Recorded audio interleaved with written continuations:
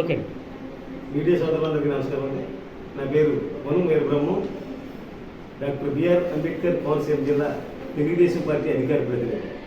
ఈరోజు ఈ యొక్క మీడియా సమావేశానికి ముఖ్య ఉద్దేశం ఏదైతే ఉందో, మొన్న జరిగేటటువంటి ద్రాక్షారామలో జరిగినటువంటి అగ్ని ప్రమాదానికి ఏదైతే జరిగిందో దానికి సంబంధించి మా మంత్రివర్యులైనటువంటి వాసంశెట్టి సుభాష్ గారు ఆయన యొక్క సాహసంతో జరిగిన అగ్ని ప్రమాదం జరిగిందని తెలుసుకున్న హుటాహుటిన వితిన్ 10 నిమిషాల్లోనే ఆ యొక్క ప్రాంతానికి వెళ్ళి ఆ యొక్క బాధితులందరికీ కూడా మనోధైర్యం చెప్పి నేనున్నాను అని చెప్పేసి అందరినీ హక్కును తీర్చుకుని ఆ యొక్క సహాయ కార్యక్రమాల్లో అర్ధరాత్రి 12 గంటల సుమారు 12 గంటల దాటిన సమయంలో వాళ్ళందరికీ కూడా ధైర్యం చెప్పి నేనున్నానని చెప్పేసి ధైర్యం చేసి ఆ యొక్క అగ్నికీలలందరినీ కూడా అగ్నిమాపక కేంద్రం కానీ అదేవిధంగా రెవెన్యూ డిపార్ట్మెంటు, అదేవిధంగా విద్యుత్ శాఖ డిపార్ట్మెంట్ యొక్క ఉద్యోగులతో హుటాహుటిన ఆ యొక్క ప్రమాద స్థలంలో అనేక కార్యక్రమాలు చేసి పెను ప్రమాదం జరగకుండా ఏదైతే ఆస్తి నష్టం జరిగిందో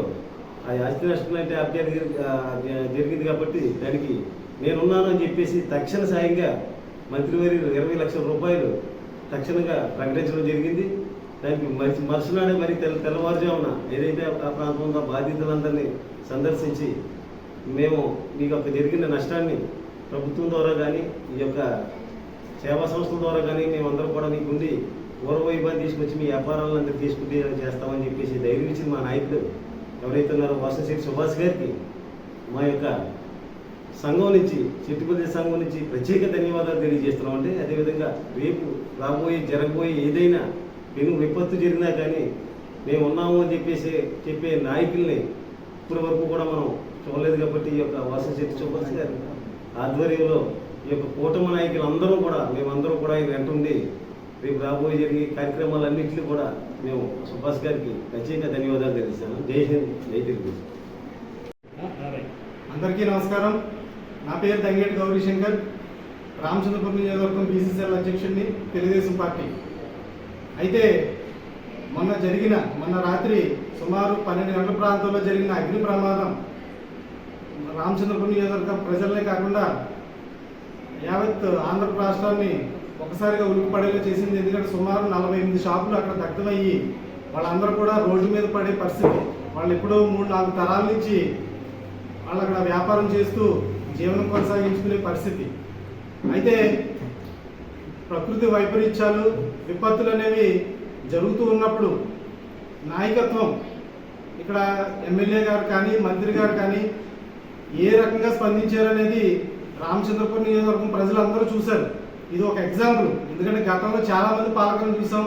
అనేక ప్రకృతి వైపరీత్యాలు సంభవించినప్పుడు ఏదో వెళ్ళి అక్కడ నలుగురితో పరామర్శలు చేసి మేము ఉన్నామని చెప్పేసి వెళ్ళిపోవడమే తప్పి తర్వాత వాళ్ళని ఎవరు పట్టించుకునే నాదుడే ఉండేవారు కాదు.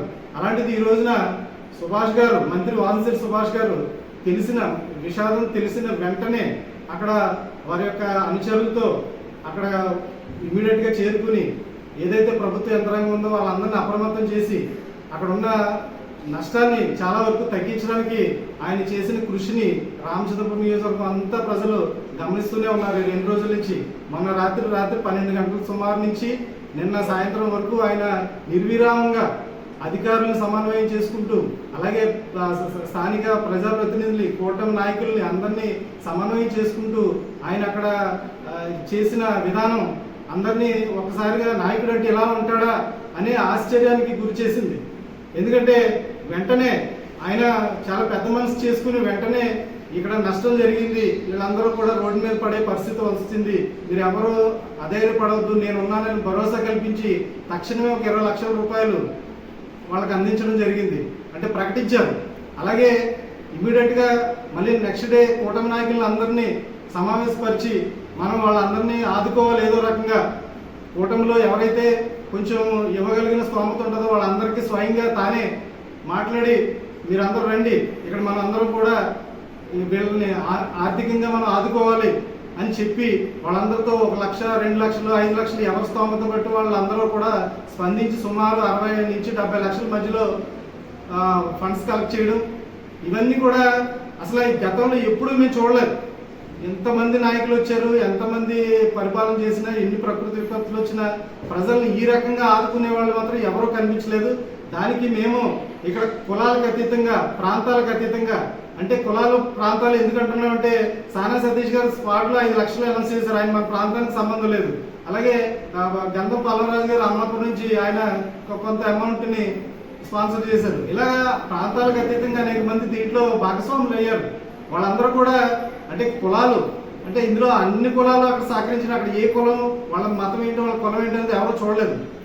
ప్రకృతి విపత్తు సంభవించింది, సుభాష్ గారు ఒక పిలుపు మేరకు అందరూ స్పందించారు. ఇది చాలా హర్షించదగ్గ పరిణామం. అలాగే భవిష్యత్తులో ఎప్పుడైనా ప్రకృతి విపత్తులు జరిగినప్పుడు చాలా మందికి ఒక ధైర్యం వచ్చింది.